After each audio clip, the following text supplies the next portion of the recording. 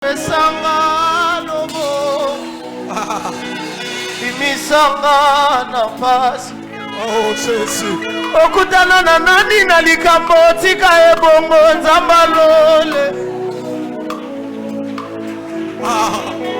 Yone loboko ekanga monoko ya mbisi na kati ya libumu.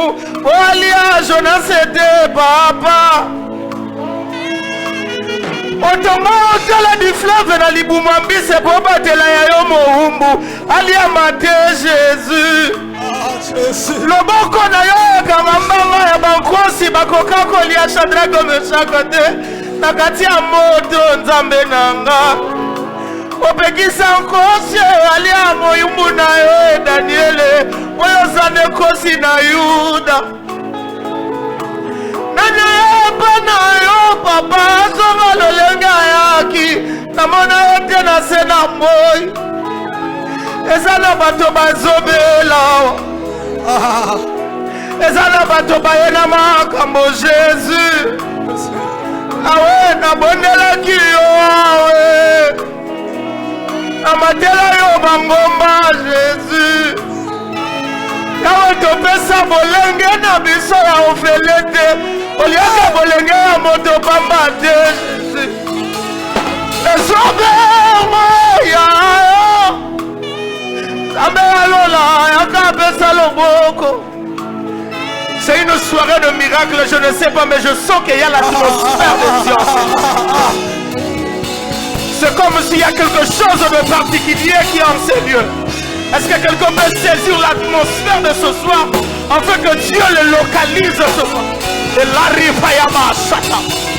Besanga, besanga, besanga, besanga, besanga loboko. Besanga loboko.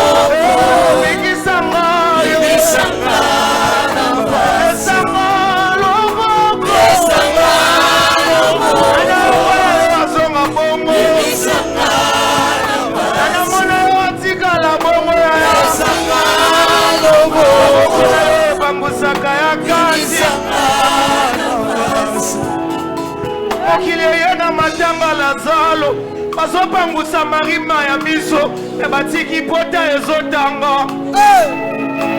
Okili bakoki oyana bamushware ebele kopangusa maya miso nanga ebakokoma tina kati ya motema te.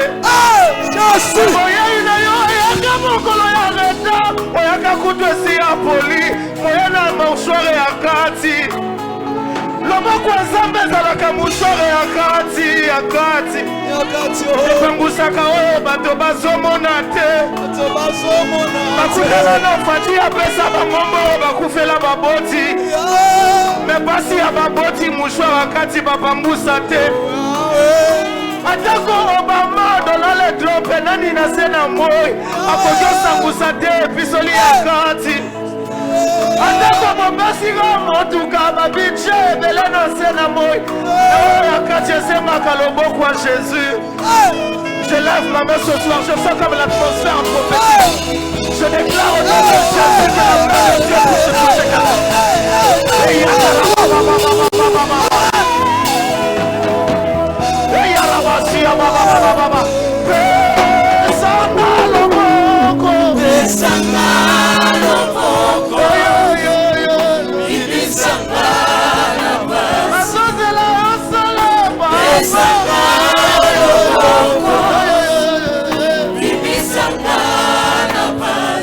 Est-ce que tu peux chanter?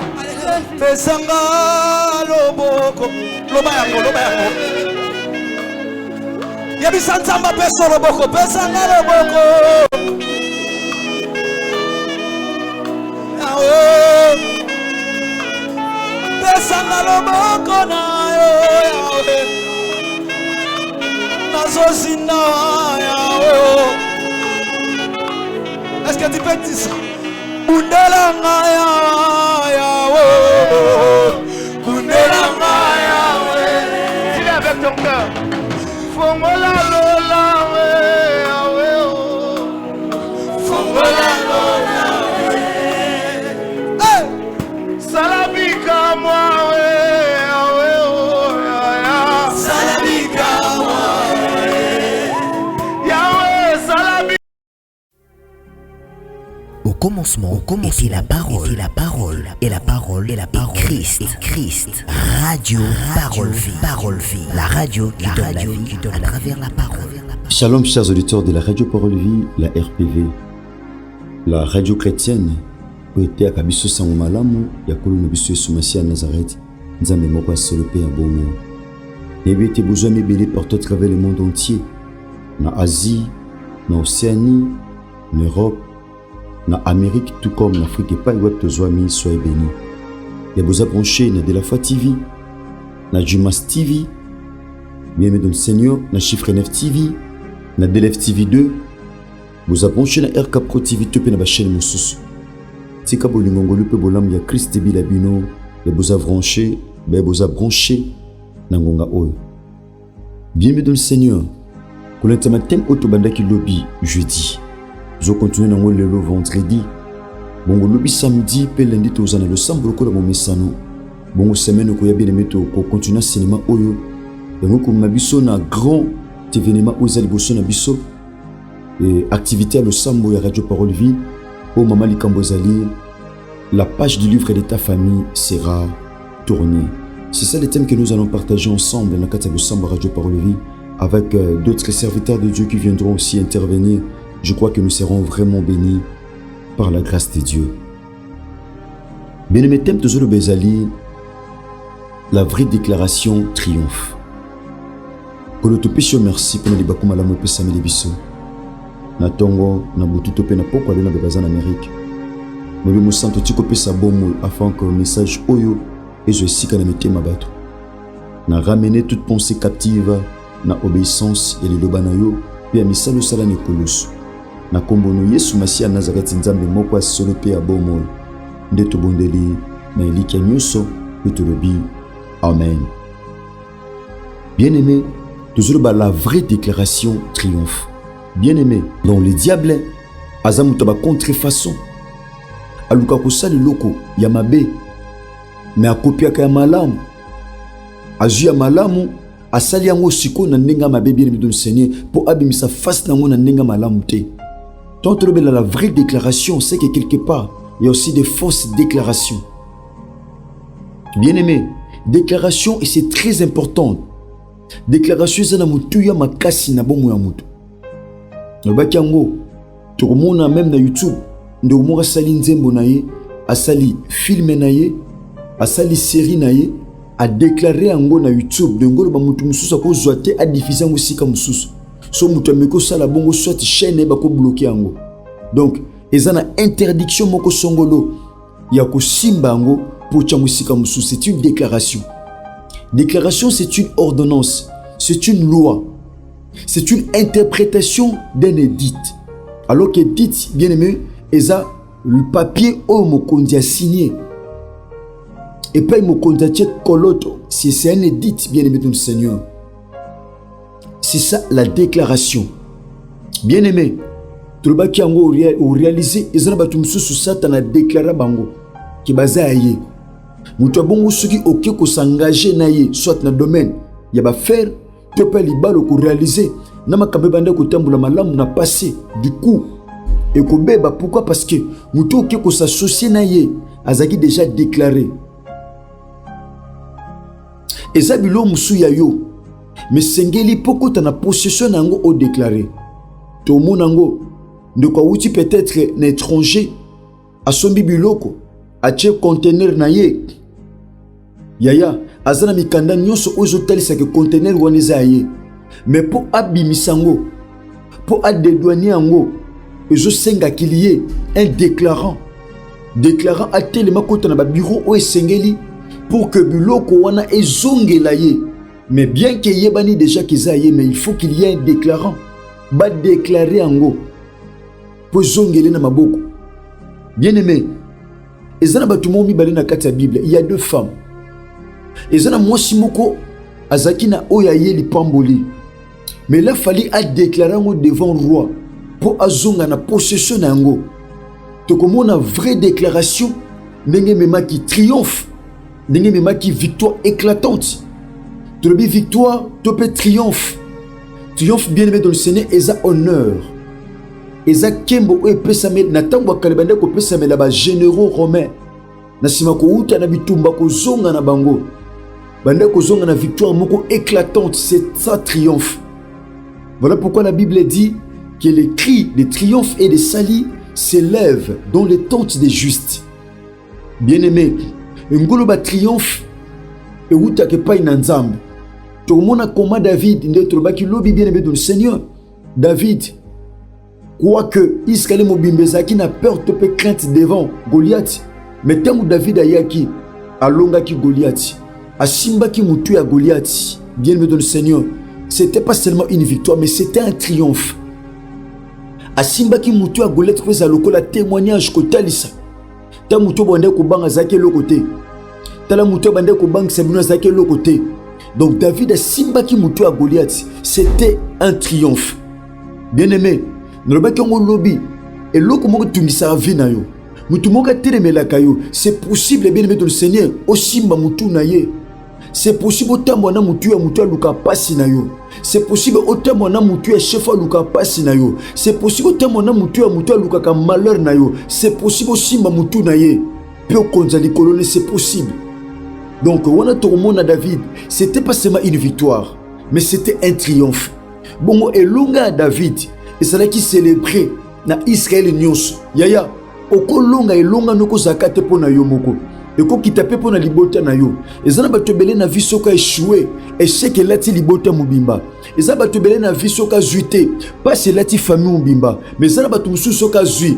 Succès et vous allez célébrer na libota mobimba. Ezana batobele soka leli, engolo ba libota mnyo sokolela. Ezana batumsu soki asepeli, engolo ba toute la famille. Pio kozane sengo. Tozama komi na nzambe na livre 1 roi chapitre 3. Livre 1 roi chapitre 3. Tobaina verset 19. La Bible dit ceci. Retenez-moi très bien, bien-aimé dans le Seigneur. Le fils de cette femme est mort pendant la nuit parce qu'elle s'était couchée sur lui. Elle se leva au milieu de la nuit. Elle a pris mon fils à mes côtés, tandis que ta servante dormait. Et elle l'a couché dans son sein.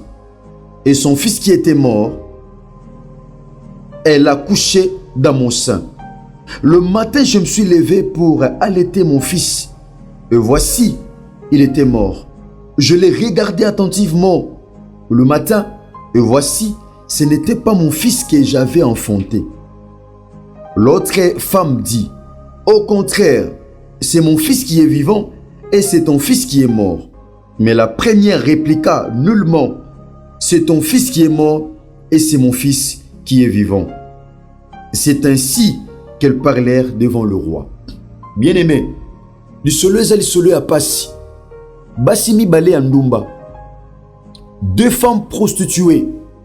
Bien-aimé, Bazu Bazemi Bangomi Balé, Engo ba musala kindumba e katani, Bakoti Nandaku, Puba koma mama ya bana, musala kindumba e sili, musala kindumba e longwe, baye nandaku, bazaki basha balabala, baye nandaku pona ba protéger ba grossesse o bazwaki.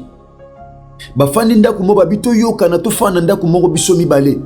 Mupezala kite. Ba mibale basha zemi bafandi. Bien-aimé dans le Seigneur, moko aboti na sima mikolo misatu muso aboti. Bien-aimé dans le Seigneur, la Bible dit na Psaume 127 que bana bazali pamboli ko te pai na Nzambe. Lokola bana bazali pamboli, lokola bazaki basha ndumba, ba mesana te na kobota. Ba besana te na ko gérer bana. Ces femmes ne savaient pas comment gérer le bébé. Bongo, balalaki malamute. Mususu alali, bien-aimé dans le Seigneur. Alali mabe, alali li pamboli tope moine. Ezana batobele pendant que je parle, alali li pamboli ne yemoko. Moi shoyo, eza mutumsu teta bomela ki moine. Yemoko alala mabe. Ezana batobele musala ne kufa yomoto la en erreur. Olunga musala yaki ndoki ya famille. Makamsu na vie ya to akizaka bandoki ba sorcier na famille non. Makamsu na vie o ko triompher te. Bien-aimé, pourquoi? Parce que quelque part li pamboli na yo onzamba pesa o. La Bible dit dans Jérémie chapitre 17, bien-aimé dans le Seigneur, la Bible dit c'est par ta propre faute que tu perdras ton héritage. Le verset numéro 4, c'est par ta faute que tu perdras ton héritage. ezana forte na yonde okobebisa lipambolo nzamba pesa. Bien-aimé basi o mibale moko aleleli mwana ne mwana kufi ayebi teke mwana sakufaki. Ezana bato bela zo liazo mela yebi teke mwana sakufaki. Ezana bato bele azo seka azo tambula ma yebi teke mwana sakufaki. Ayebi teke libala sekufaki. Ayebi teke musala sekufaki. Ayebi teke domaine moko songolo sekufaki. Bien-aimé, tombe sous physiquement au monde osa bien, mais tombe sous spirituellement. Yane lomo sebebaki. Moi je suis que conscience na katikata butu. Bien-aimé, ndeko na katikata butu moi je suis alamuki. Atali boy moi na okufa.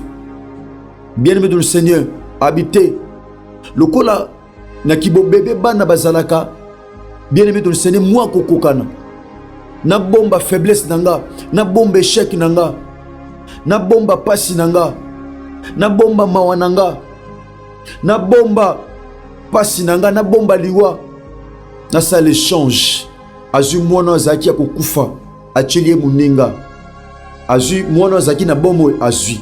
Bien-aimé, je ne crois pas que de quoi moi si achaki mwana kukufa na bilamba ou aletsaki mwana, je pense pas. Soit balataki bilamba kokokana, soit ajaki mwana oazaki kokufa alongoli bilamba aleti oazana bomo tepe oazana bomo aleti na kokufa po talisake mwana oazaki kokufa zaki ya mwasi wana. Bien aimé, mutu azoluka a éliminer yo, mutu azoluka saliso passe, mutu azoluka échec à vino. Bien aimé, akoluka ba procédure nyonso po indice ezalate. Mutu azoluka éliminer yo, akoluka sala tout, akoluka mayele nyonso pour aluka salo mabe indice zalate banate kezaye. Bien-aimé dans le Seigneur, mutazo luka salo passe alelisa yo akoluka embellir yaya nyonso azo sala pour que mabe oyazo linga sala emonanate. Mais la Bible dit aucune créature n'est cachée devant le Seigneur. Tout est à nu et à découvert devant celui à qui nous devons rendre compte. Bien-aimé dans le Seigneur, tant moi suis oyo azaki mukolo mwana azaki na bomo alamuki na tongo abina melisa mwana lokwa zali pambo linzamba pesanga na melise atala mwana be mwana kokufa habité na kolela nombo ete il faut na observer na ba mwana soka zanga ezana batebele mon frère ma sœur au mona problème comme lo banda kolela. Un enfant de Dieu doit commencer d'abord par l'observation. Faut banda observation ezama kambebele mon frère ma sœur na vie na yo. Oyamba mena cheki wana, oyamba problème wana loke zaki ya yote. Observate. Oyamba ngombala moko. Ozongo komisango ya yo. Mwana mwashe abi non. Nako banda kolela non boete fona observer na yeba. Mona akufi ndenge nini. Atali mwana attentivement moni ke ate. Na ndako toaka biso mibale mupazate. Mwana oyo aza ngate.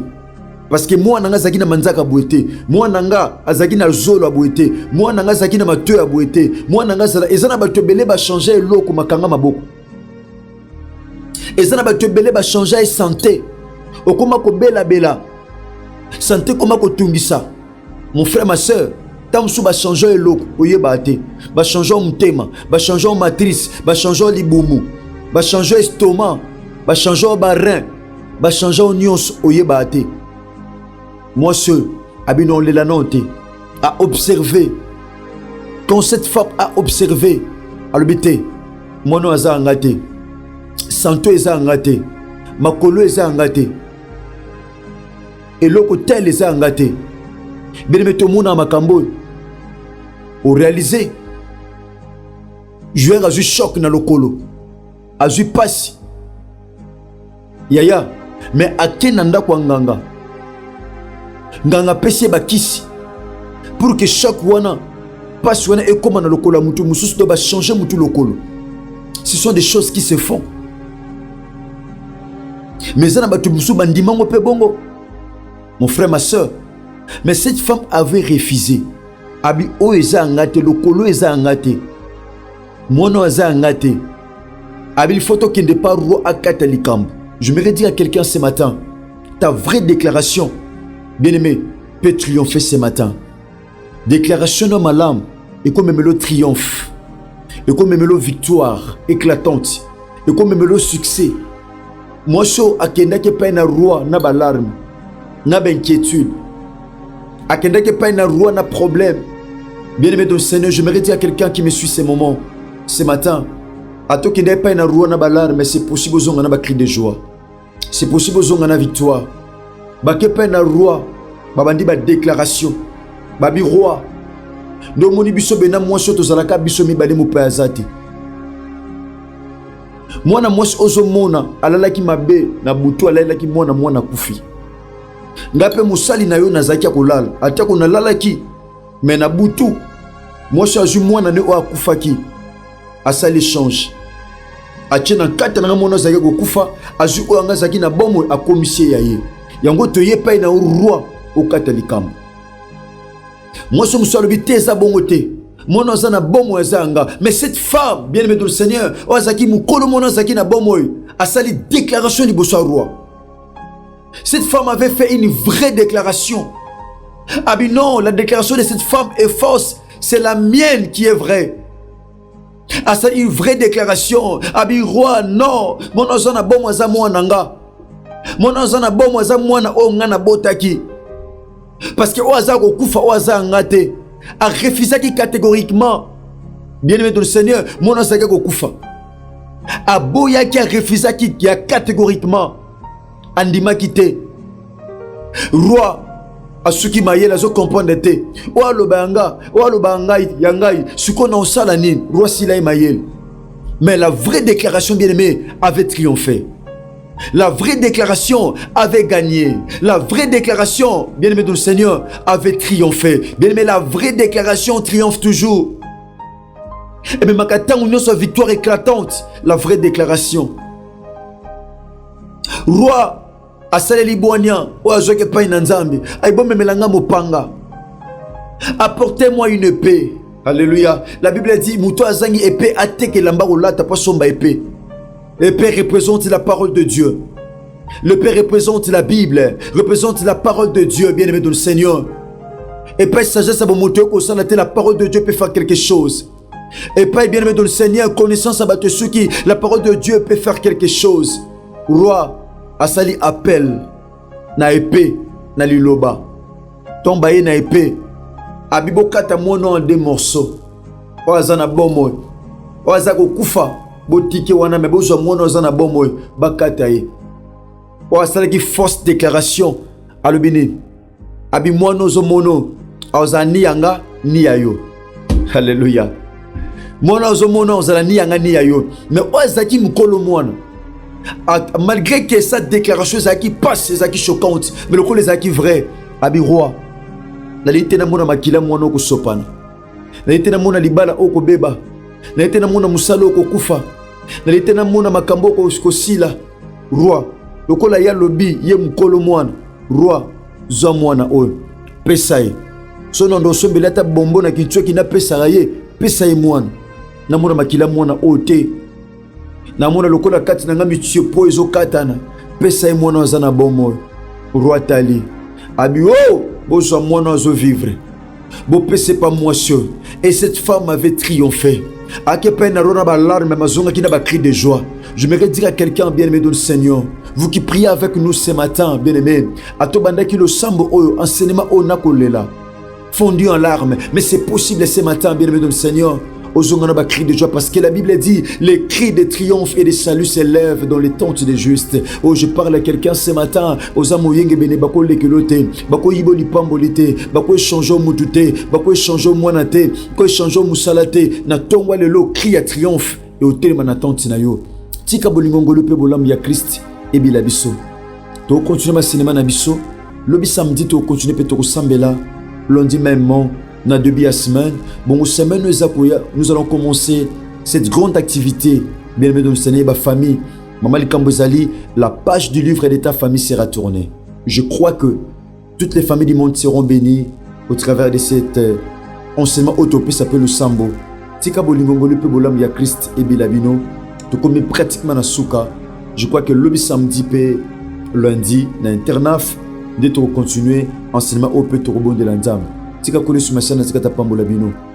dire un grand merci à ceux qui sont derrière nos caméras. Il s'agit donc de mon frère bien-aimé Nathan Kifuta, soyez bénis. Vous ensemble Nandeko Gauthier Kele pour la Pambola Bino. Nazomona Kulutu Nabiso David Poutou, soyez bénis. Le Mona Jumas TV. Kolo Sumasiana Zel Asala Nongolupe Bolam. Merci Nandeko Boko Sanderson Matufengele. Et le Mona Chiffre 9 TV. Ndeko Nangai Reis Kangi RK Pro TV. Pour la Pambola Bino Asala Nongolupe Bolam. Merci l'ingénieur Chris Kundenga Enoch DG. Ndeko Joksa Pemba Mayamona. Ndeko Argazi Matomina na technique et Pek Bouzouami. Tika bolingo ngolupe bolam ya Christ Bila bino soki Christ amizongelité na zone meto de kutani bongo na numéro sika lobi na losambo na biso na mutu makasi de kola mo message sinon que Dieu bénisse. Merci. Au commencement était la parole et la parole Christ. Radio Parole Vie. La radio qui donne la vie à travers la parole.